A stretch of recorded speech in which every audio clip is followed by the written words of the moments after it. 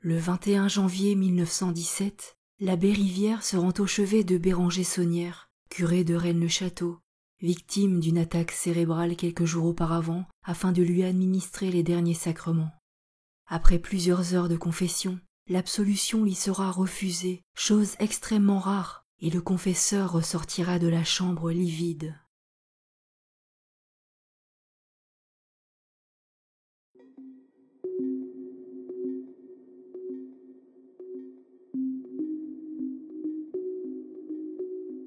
Les évangiles, tels qu'ils se présentent, n'évoquent jamais un éventuel mariage de Jésus.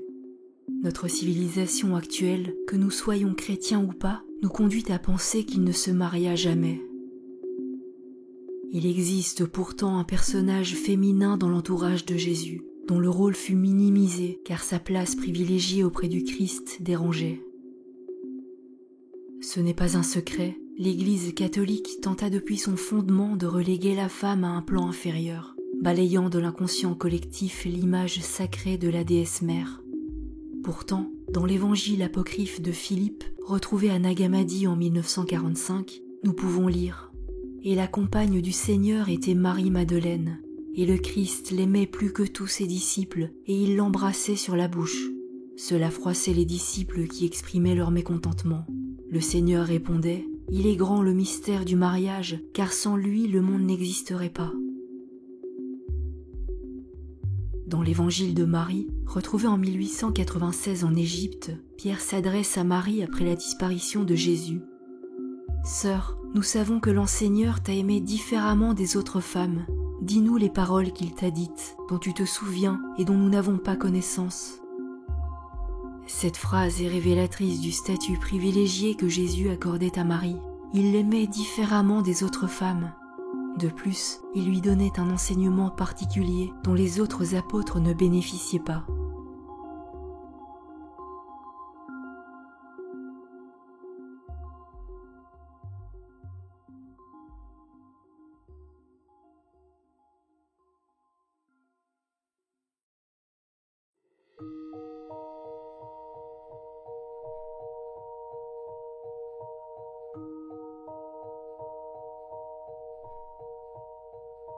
Au début de l'été 1885, Béranger Saunière, jeune prêtre de 33 ans, prenait possession de sa nouvelle paroisse de Rennes-le-Château. Il était originaire de la région, du village de Montazel, situé à quelques kilomètres de là, issu d'une famille aisée et né de 7 enfants. Le presbytère étant en ruine, le curé dut se résoudre à louer une chambre chez la famille Desnarnaud. La fille de cette famille, Marie, âgée de 18 ans, sera sa servante, compagne et confidente jusqu'à la fin de sa vie. À son arrivée, l'église du village, bâtie vers le 8e ou 9e siècle sur les fondations d'une ancienne construction wisigothique, est dans un état de délabrement total. À cette époque, en France, la monarchie avait failli être restaurée quelques années auparavant.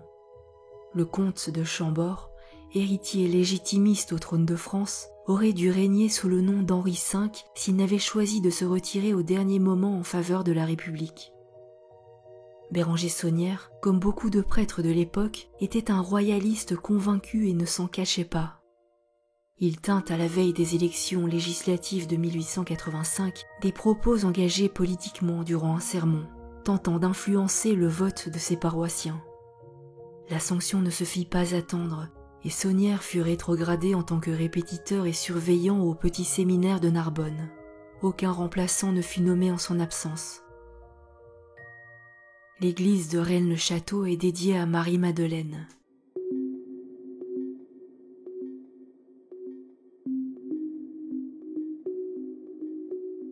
Contrairement à la croyance accréditée par la tradition populaire, Marie-Madeleine ne figure nulle part dans les évangiles en tant que prostituée. Luc en parle seulement au début de son évangile comme d'une femme d'où étaient sortis 7 démons, laissant supposer qu'elle était possédée et que Jésus pratiqua sur elle une sorte d'exorcisme. Mais ces mots peuvent aussi faire allusion à une conversion ou à un rituel initiatique. On sait que le culte d'Ishtar ou Astarté, déesse mère et reine du ciel, impliquait une initiation en 7 degrés. Et il n'est pas exclu qu'avant sa rencontre avec Jésus, Marie-Madeleine en ait été une adepte. tout laisse à penser que la pécheresse de l'évangile de Luc, qui a lavé les pieds de Jésus avec ses larmes et les a essuyés avec ses cheveux, Marie de Magdala et Marie de Béthanie, sœur de Marthe et Lazare, sont un seul et même personnage. Selon les évangiles de Marc, Matthieu et Luc, Marie-Madeleine viendra en tête des femmes cheminant aux côtés de Jésus à travers villes et villages. C'est elle aussi qui sera la première à trouver le tombeau vide au lendemain de la crucifixion. C'est elle encore la première que Jésus choisira pour lui révéler sa résurrection, ce qui laisse entendre qu'elle entretenait avec lui une relation privilégiée. Marie-Madeleine jouit donc à travers les évangiles d'une place privilégiée qui dut éveiller la jalousie des disciples, notamment de Pierre qui semble très hostile à son égard. Peut-être est-ce d'ailleurs la raison pour laquelle la tradition postérieure s'efforça de noircir son personnage, n'ayant aucun scrupule à faire d'elle une prostituée. Si rien n'indique dans le Nouveau Testament à quelle tribu elle appartient, il est possible d'avancer qu'elle était issue d'une famille de la haute bourgeoisie, de lignage royal, probablement membre de la tribu de Benjamin.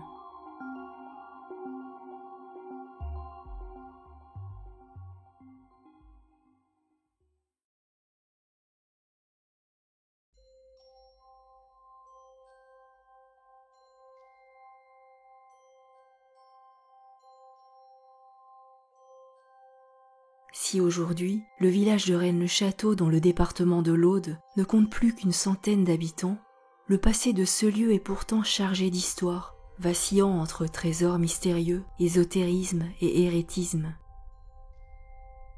Dans les temps reculés, le site de Rennes-le-Château, Rédé, a été considéré comme sacré par les Celtes. Son nom tire son origine d'une de leurs tribus. Puis à l'époque romaine, une florissante communauté s'y installa, le lieu étant devenu célèbre pour ses mines et ses sources chaudes. Au VIe siècle, le lieu abrite plusieurs milliers d'habitants. Il était une place forte de l'empire des Wisigoths, qui, après avoir pillé Rome en 410 et emporté le trésor du temple de Jérusalem dérobé quelques siècles plus tôt par Titus, s'installe dans le sud de la France et le nord de l'Espagne. Ils font de Carcassonne le lieu de dépôt de ce trésor, l'un des plus extraordinaires qui ait existé. Il contenait des objets sacrés du peuple juif d'une valeur inestimable, notamment la ménorah, le chandelier à 7 branches, composé de centaines de kilos d'or et symbole de la religion juive. On peut le voir représenté sur l'arc de triomphe de Titus, porté par ses troupes victorieuses. D'après Procope, ce trésor fut ensuite déplacé pour échapper à l'attaque des troupes de Clovis et placé en lieu sûr, en une citadelle de l'arrière-pays. Rédé passe pour la candidate parfaite, avec ses grottes et massifs montagneux difficiles à explorer. Les Wisigoths étaient de confession arianiste. Ils n'acceptaient pas la nature divine de Jésus.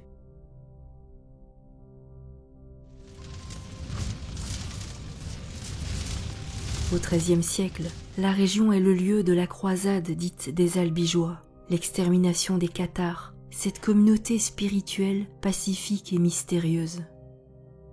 L'Église romaine eut très peur de l'engouement suscité par ce courant de pensée jugé hérétique, proche de la gnose, qui touchait même une partie de la bourgeoisie. Afin d'éradiquer cette civilisation qui menaçait grandement la suprématie de l'Église romaine, une croisade fut organisée par le pape Innocent III, qui débuta par le massacre de la population de Béziers, au cours duquel pas moins de 20 000 personnes furent exterminées. On connaît en général de cet épisode la célèbre phrase « Tuez-les tous, Dieu reconnaîtra les siens », proférée par l'abbé Arnaud Amaury, prélat du pape. Pendant plus d'un siècle, les Cathares furent pourchassés, emprisonnés, pendus et brûlés vifs. Les Cathares passaient pour être les détenteurs d'un trésor sacré, qui selon certaines légendes n'était autre que le Saint Graal. Certains de leurs détracteurs de l'époque ont écrit à leur charge que les Cathares détenaient des documents remettant en question les fondements de la religion chrétienne, peut-être des copies d'évangiles apocryphes, et qu'ils blasphémaient en soutenant que Marie-Madeleine était l'épouse de Jésus. Lors de la prise de l'emblématique citadelle de Montségur, au lieu du catharisme, 3 ou 4 parfaits non donnés aux Cathares eurent l'opportunité de s'échapper, emportant avec eux le secret dont ils étaient les gardiens. Quel fut leur point de chute? Là encore, Rédé et sa région où les Cathares comptaient beaucoup de partisans fut évoqué. Le souvenir du trésor perdu des Templiers, qui était appelé gardien du Graal ou famille du Graal dans les récits médiévaux, hante aussi la région, où le 4e grand maître de l'ordre, Bertrand de Blanchefort, aurait fait creuser de mystérieuses excavations par des mineurs venus exprès d'Allemagne. Les Templiers du Razès ne furent pas arrêtés comme leurs frères du reste de la France. Ils bénéficièrent étonnamment d'un délai de quelques semaines avant de rejoindre leur commanderie du Masdéou, juste le temps de mettre en lieu sûr des choses de valeur, tels que des documents précieux découverts dans le temple de Jérusalem.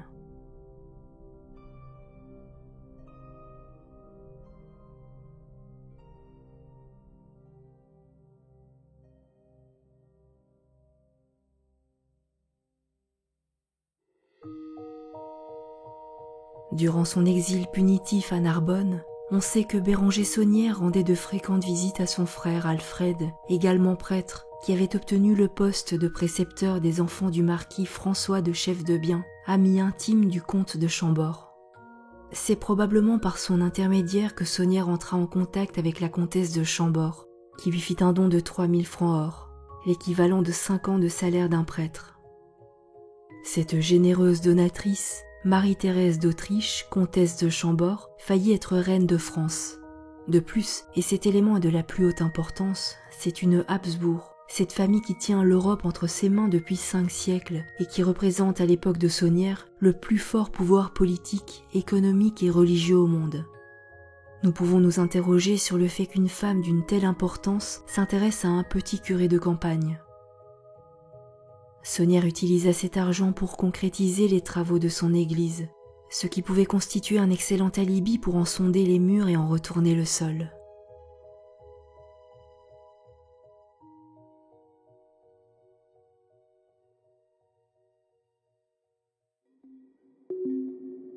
Dès le IVe siècle, l'Église catholique a constitué son livre de référence, le Nouveau Testament, qui allait former avec l'Ancien Testament la Bible. Le Nouveau Testament comporte seulement 27 livres, alors qu'on sait que les pères de l'Église en avaient listé une 50aine au IIe siècle. Il faut alors se demander pourquoi certains textes ont été écartés par l'Église romaine, si ce n'est pour modeler à sa convenance le dogme qu'elle allait imposer. Rien dans les évangiles ne témoigne d'un possible mariage de Jésus, mais aucun élément ne témoigne du contraire non plus. L'ancienne coutume juive selon laquelle il était non seulement courant, mais presque obligatoire de choisir la voie du mariage, peut laisser supposer que Jésus s'était lui aussi probablement marié. Le haut degré d'instruction de Jésus, dont témoigne son dialogue avec les docteurs du temple, suggère qu'il était beaucoup plus qu'un simple orateur.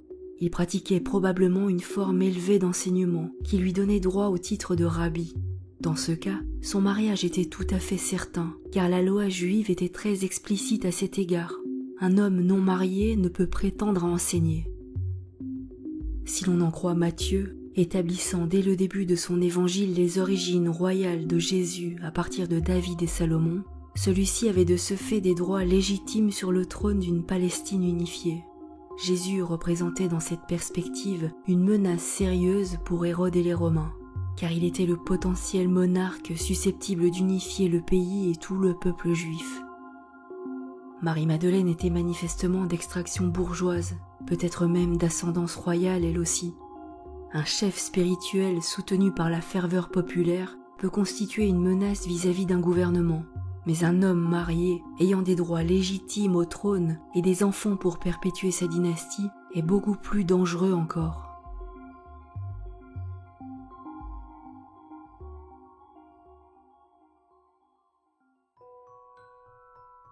Suite à la mobilisation des paroissiens de Rennes-le-Château, et probablement à la mansuétude de son évêque, Monseigneur Billard, le curé du petit village de l'Aude reprit ses fonctions peu de temps après et se mit à la tâche sans tarder. Au début de l'année 1887, il entame les premiers travaux avec l'argent de la comtesse de Chambord. Il remplace tous les vitraux de l'église. Saunière décide ensuite de renouveler l'autel, composé d'une pierre plate posée sur 2 piliers wisigothiques. En 1967, Gérard de Sède publiait sous l'impulsion de Pierre Plantard Le Trésor maudit de Rennes-le-Château, ainsi que 2 documents réputés avoir été trouvés par Saunière à l'intérieur de l'un des piliers.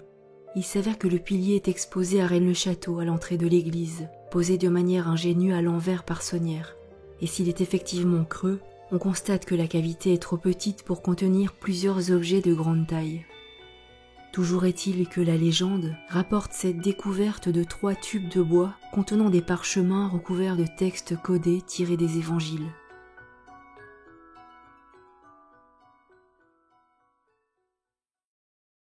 Le petit manuscrit est assez simple à décoder. Il suffit de rechercher les lettres légèrement surélevées et de les aligner dans l'ordre du document. Le message qui en ressort est donc le suivant. À Dagobert II et à Sion est ce trésor, et il est la mort. Sion est l'ancien nom de Jérusalem, mais qui est ce « il » ? Et faut-il écrire là avec ou sans accent, ce qui marque une grosse différence de sens.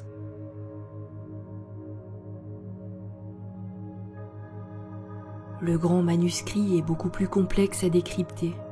Franck Marie fut le premier à en comprendre le système de codage et à publier sa traduction, 20 ans après la parution de Gérard de Sède. Il obtint le message suivant. « Bergère, pas de tentation que Poussin garde la clé, Pax 681, par la croix et ce cheval de Dieu, j'achève ce démon à midi pomme bleue. » Dans cette phrase, des allusions au peintre Nicolas Poussin, auteur des Bergers d'Arcadie, et à David Tenier, auteur de plusieurs tableaux consacrés à saint Antoine. 681, la date présumée du retour de Sigisbert à Rédé. La dynastie mérovingienne, éteinte officiellement en 679 suite à la mort de Dagobert II, disparut de la scène de l'histoire du monde avec la mort de Childéric III en 754. Et le trône de France fut usurpé par la dynastie carolingienne. Telle est du moins la version officielle. Mais selon certaines sources, la race mérovingienne ne s'éteignit pas mais se perpétua jusqu'à l'époque moderne à travers Sigisbert IV, fils de Dagobert II, qui échappa au massacre et fut secrètement emmené à Rédé, ancien nom de Rennes-le-Château, lieu de naissance de sa mère, Gislis.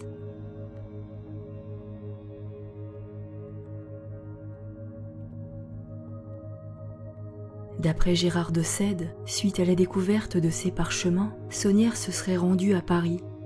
Il y aurait rencontré l'abbé Bieil, directeur de Saint-Sulpice, à qui il confie les documents le temps de les soumettre à des spécialistes.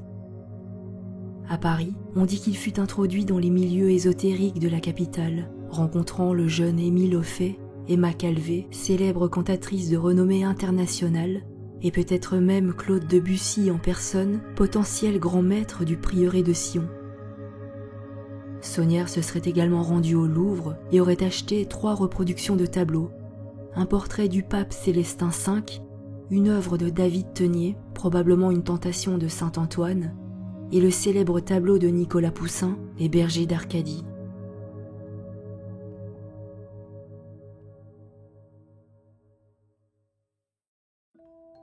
Il existe dans cette affaire 2 piliers.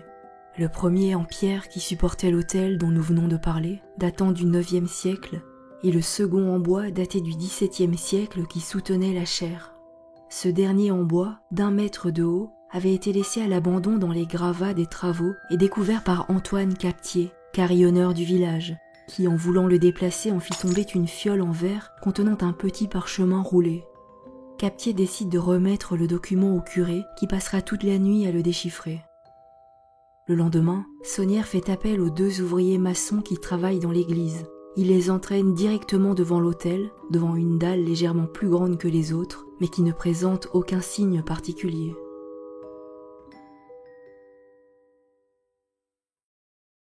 La dalle déboîtée dévoile un certain nombre de surprises. Sur sa face antérieure, qui avait été cachée volontairement, apparaît une étrange représentation que Saunière identifie immédiatement comme un bas-relief carolingien.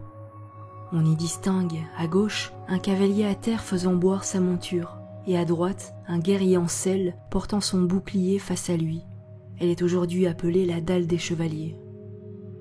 Il est parfois affirmé que le bas-relief de droite représentait le sceau des Templiers, soit 2 chevaliers sur la même monture. Mais cette dalle carolingienne date du IXe siècle, et l'ordre du Temple fut fondé au XIIe. Une autre thèse veut qu'il s'agisse non pas d'un bouclier, mais d'un enfant dans les bras du cavalier, un enfant que l'on soustrait à la hâte aux assassins qui sont à ses trousses. Il s'agirait alors d'une représentation de l'enlèvement de Sigisbert IV, fils du roi mérovingien Dagobert II, assassiné en 679 dans la forêt de Voèvre près de Stenay. Le soir même, l'abbé note dans son journal « Découverte d'un tombeau ».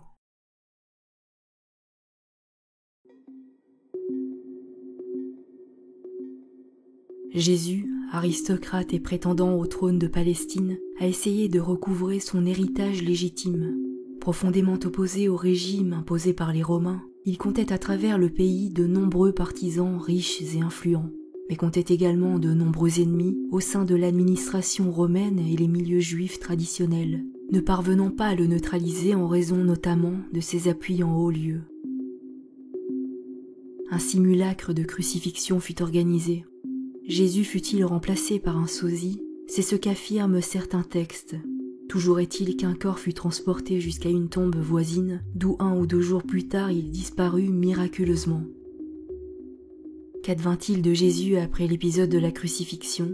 Les légendes indiennes et islamiques le font vivre jusqu'à un âge avancé, quelque part dans l'Est, au Cachemire le plus souvent.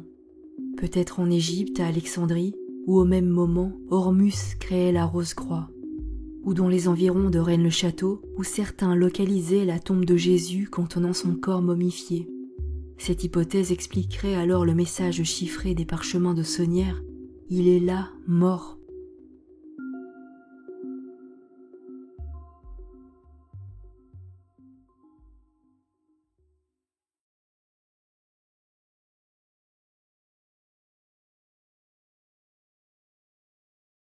La dalle, aujourd'hui appelée dalle des chevaliers, dissimulait une sépulture et plusieurs squelettes. Peut-être s'agit-il de la tombe des seigneurs de Rennes. Sonnières fouille la fosse et remonte avec une marmite remplie d'objets brillants. Il congédie les ouvriers et se barricade dans l'église pour continuer les fouilles loin des regards indiscrets. Pendant plusieurs semaines, il s'enferme dans l'église et la fouille méthodiquement. C'est une véritable chasse au trésor qui s'organise. La façade de l'église de Rennes-le-Château a la particularité d'être ceinte d'une litre funéraire. Une litre est une bande de couleurs différentes qui entoure le monument, ce qui signifie qu'il abrite les corps de hauts personnages, voire des personnes de sang royal. En 2002, une équipe de chercheurs américaines est venue sonder le sous-sol de l'église. Leurs conclusions sont formelles. Il y a une pièce voûtée sous l'église. Outre le tombeau des seigneurs, l'église de Rennes-le-Château recèlerait donc une crypte abritant les reliques d'un ou de plusieurs personnages vénérables pour la religion chrétienne et l'histoire de France.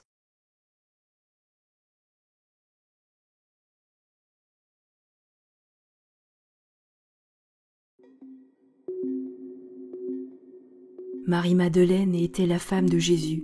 Tous deux avaient un ou plusieurs enfants, et après la crucifixion, cette dernière, accompagnée de Marthe, Lazare, Joseph d'Arimathie et quelques autres, gagna clandestinement la Gaule où elle savait pouvoir trouver refuge auprès d'une importante communauté juive fixée dans le sud de la France. Le légendaire provençal raconte que Marie-Madeleine a débarqué au Sainte-Marie de la Mer avec un petit groupe de personnes, ayant pris les flots depuis la Palestine sur une embarcation sans voile. Marie-Madeleine apportait en France avec elle le Saint Graal, le sang royal, l'avenir sacré de la maison de David. Certains auteurs voient Joseph d'Arimathie amener le sang royal en Écosse, en l'occurrence le sang royal du fils cadet de Jésus et Marie-Madeleine. Il fonda l'église de Glastonbury. Les descendants de la branche anglaise pourraient être, entre autres, les familles Stuart, Devonshire, Sinclair. Ces derniers étant à l'origine de la construction de la Rosslyn Chapel. Une descendance directe de Jésus prit donc racine en Gaule, et ce sang royal se perpétua dans le plus grand secret. Plusieurs alliances dynastiques s'ensuivirent avec des familles juives, mais aussi avec des Romains et des Visigoths. Au 5e siècle, la lignée de Jésus se croisant avec celle des Francs engendra la dynastie mérovingienne.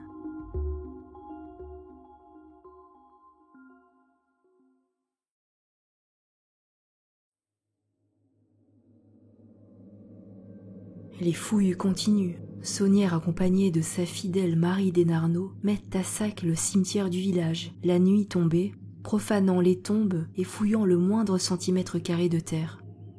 Ils s'attardent particulièrement sur la tombe de Marie de Nègre-d'Able, marquise de Blanchefort, dernière descendante de Bertrand de Blanchefort, 4e grand maître de l'ordre du Temple, dont l'épitaphe répartie sur 2 stèles, truffée d'erreurs volontaires, met en scène un code à déchiffrer. Le texte, en effet, contient trop d'erreurs pour que celles-ci soient involontaires. Dans le premier mot, par exemple, le « i » a été remplacé par un « t ». Certaines lettres sont écrites en minuscules. Le « m » de Marie a été décalé du reste du mot. Il est écrit « d'Arles » à la place « d'Able ». Le mot « 60 » est coupé en 2. L'autre dalle que Saunière a effacée est sujette à caution. Selon certains, elle serait authentique et daterait du XIIIe siècle, pour d'autres, elle serait un ajout fait par Pierre Plantard. Les mots écrits à la verticale sont en latin et en grec. On peut y lire « Et in Arcadia ego », référence au berger d'Arcadie de Nicolas Poussin. Au centre, nous apercevons 4 mots latins. Redis nous amène à Rédé, ancien nom de Rennes-le-Château. Régis, une déclinaison de Rex, le roi. Kélis évoque Kéla, la cave, le souterrain. Archis peut évoquer le village proche d'Arc, ou Arca, le cercueil ou l'arche. À noter que les 4 mots latins, volontairement non déclinés correctement, se terminent par la syllabe is, formant 2 fois le mot Isis. Si certains voient en les lettres PS l'abréviation du prieuré de Sion, on remarque la représentation d'une pieuvre dans le bas de la stèle, curieuse signature que l'on retrouve également sur l'un des bénitiers de l'église Saint-Sulpice.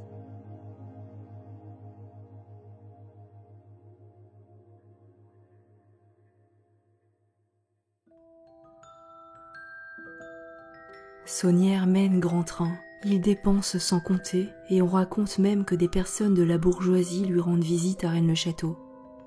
On sait que Saunière voyage beaucoup en entretenant le mystère. Personne ne sait où il va ni ce qu'il va y faire. Ses absences durent 5 ou 6 jours, parfois plus. Il ouvre 2 comptes en banque, l'un à Perpignan, l'autre à Toulouse. On possède aussi sa correspondance avec une banque parisienne, ainsi qu'avec une banque de Budapest, la banque Fritz d'Orge, dans laquelle il possédait aussi un compte. Budapest était la capitale et le lieu de résidence des Habsbourg. Béranger Saunière n'aurait pas agi différemment s'il monnayait un secret, recevant des paiements sur différents comptes, se rendant dans les différentes villes pour récupérer des liquidités. Il fut relaté par des témoins de l'époque que l'abbé a reçu en ces terres à plusieurs reprises un personnage mystérieux que l'on appelait l'étranger. Il a marqué les esprits par sa haute prestance et ses allures aristocratiques. Il s'agissait de l'archiduc Jean de Habsbourg, cousin de l'empereur d'Autriche. Pourquoi un personnage de ce rang serait-il venu se perdre au fin fond du Razès, si ce n'est pour voir comment l'argent donné était employé?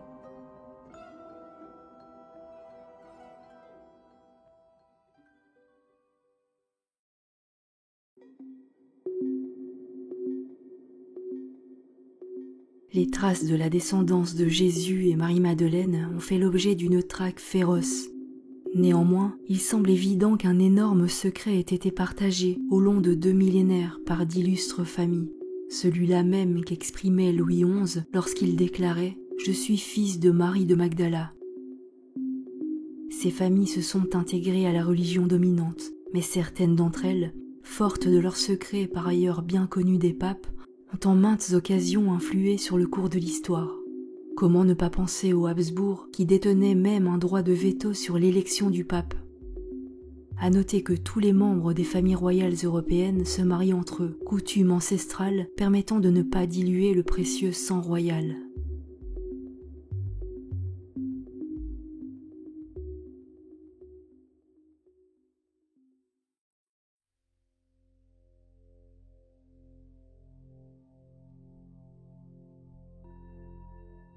Manifestement marqué par ce qu'il a découvert, Saunière, comme s'il disposait de ressources intarissables, laisse libre cours à son imagination et remodèle entièrement son église. Il l'orne d'un statuaire impressionnant et pour le moins surprenant. Un hommage appuyé à Marie-Madeleine y est rendu. Elle est en effet présente en plusieurs endroits.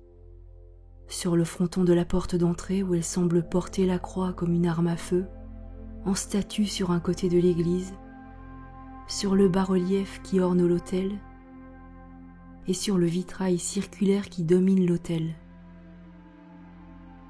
La porte d'entrée est surmontée de ces quelques mots « Terribilis est locus iste », ce lieu est terrible. Dès l'entrée du monument, il place un diable qui supporte un bénitier en forme de coquillage. Pour certains, il s'agit d'Asmodée, gardien des secrets et des trésors cachés, bâtisseur et gardien du temple de Salomon. Mais ce diable, représenté en position de faiblesse, est surmonté de 4 anges faisant chacun un mouvement du signe de croix. Saunière fait installer un bandeau au pied des anges, parodiant la phrase « Par ce signe tu vaincras », qui se rapporte à la vision de Constantin Ier, qu'il transforme en « Par ce signe tu le vaincras ». Dans un cartouche rouge encadré par 2 salamandres figurent les initiales BS, sujettes à interprétation. On pense naturellement à Béranger Saunière, à la Blanque et la Salse, 2 rivières de la région, ou à Bismuth et Soufre, une allusion à l'alchimie. Face à l'entrée, une représentation du baptême du Christ par Jean-Baptiste. Étonnante représentation des 2 personnages, Jésus étant exactement positionné comme le diable qui lui fait face, dans une position de soumission, et Jean-Baptiste debout portant la banderole « Voici l'agneau de Dieu ».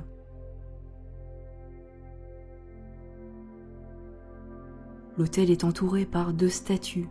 2 enfants sont portés l'un par Joseph, l'autre par la Vierge Mère, appellation intrigante pour désigner Marie. Pourquoi y a-t-il 2 Jésus? La chaire comporte également 2 Jésus pointant l'index vers le ciel dans le même alignement, tandis que le rond de bosse qui fait face à l'autel montre le Christ entouré d'une foule dans un paysage d'Urasès. Allant plus loin en remarquant que la mosaïque qui entoure ce rond de bosse rappelle immanquablement la forme d'un brin d'ADN. Chaque station du chemin de croix se caractérise par un détail choquant, toujours plus ou moins éloigné des récits des Écritures.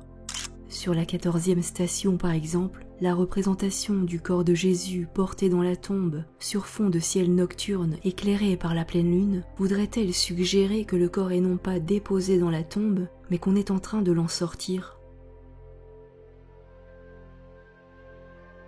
Dans cette église, aucune mise au tombeau et seulement 2 minuscules crucifix.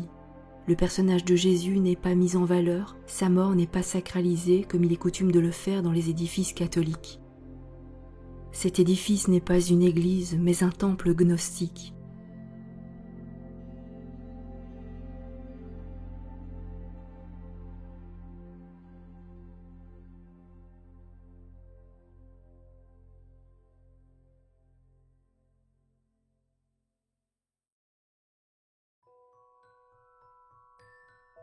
En 1899, Béranger Saunière n'a plus entrepris de travaux depuis 2 ans. Cette année-là, il fait l'acquisition de tous les terrains qui entourent l'église et le presbytère, qu'il met au nom de Marie Desnarnaud. En 1901, la construction de la Villa Betania débute, et en 1902, celle de la Tour Magdala. La Villa Betania est une maison cossue dans laquelle l'abbé ne vivra pas. Il se contente d'y loger les hôtes de marque qu'il recevait et prévoyait d'en faire une maison de retraite pour prêtres. La partie du parc qui contient la tour Magdala, dont l'abbé fera sa luxueuse bibliothèque, contient à son opposé une tour identique en verre qui était un jardin d'hiver. En 1906, les travaux sur le domaine sont pratiquement terminés. Les sommes dépensées sont gigantesques. Certaines estimations parlent de plusieurs millions d'euros. Saunière justifia l'origine de sa fortune à ses supérieurs comme étant des dons de paroissiens. Son supérieur, Monseigneur Beauséjour, l'accuse de trafic de messes. L'affaire remontera jusque Rome. En 1914, lorsque la guerre éclate, Saunière donne l'impression d'être ruiné, mais continue de concevoir des projets pharaoniques. Le 17 janvier 1917, Béranger Saunière, victime d'une attaque cérébrale, s'effondre devant la tour Magdala. Il reprend connaissance quelque temps plus tard, conscient que ses jours sont comptés. Ce sursis lui permet de donner les dernières directives à Marie, soit brûler les documents contenus dans le tiroir de son secrétaire. Marie en connaissait la teneur car elle parlera plus tard d'argent mais aussi d'un secret. L'abbé Rivière, curé d'Espéraza, vient administrer les derniers sacrements à Saunière et recueillir sa confession.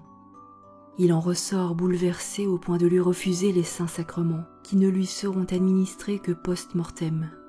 Selon la nièce de l'abbé Rivière, ce dernier, jusque-là jovial et bon vivant, devint taciturne et renfermé jusqu'à sa mort.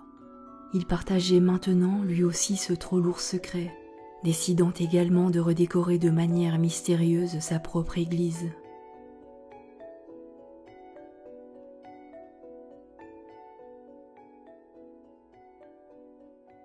N'oubliez pas de mettre un like si vous avez aimé la vidéo, c'est important pour soutenir la chaîne. Abonnez-vous si ce n'est déjà fait et activez la cloche pour recevoir les notifications. Vous pouvez également me soutenir en faisant un don sur Tipeee. Un grand merci aux personnes qui ont déjà accompli ce geste. Je réalise mes vidéos moi-même, seule, sans équipe comme j'ai déjà pu le lire. Cela représente beaucoup de temps investi et pas mal de dépenses générées. Les dons sur Tipeee me permettent de rentrer partiellement dans mes frais, tout en essayant de faire évoluer constamment la chaîne.